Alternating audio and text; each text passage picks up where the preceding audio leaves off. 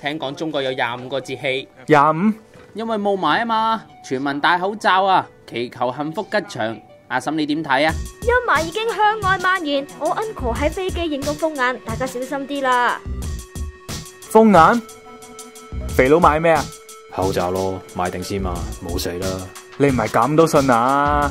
講個笑話你聽，有一個人去咗北京，落機之後深呼吸咗一口氣，之後佢就死咗，係咪好好笑啊？有冇人知笑點喺邊？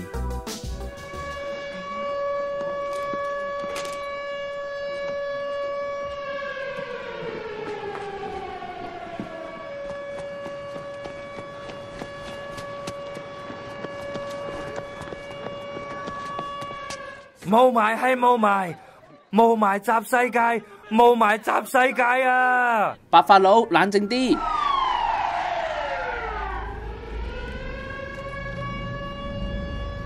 是日啦，佔領啦，令世界變晒做鬼國，你哋全部都家產啊！爹哋不如走啊，我唔要留喺度啊！衝啊，走啊！上車啊，快啊！活着大霧默默地在覓我的去路，但願路上幸運遇着是你的腳步。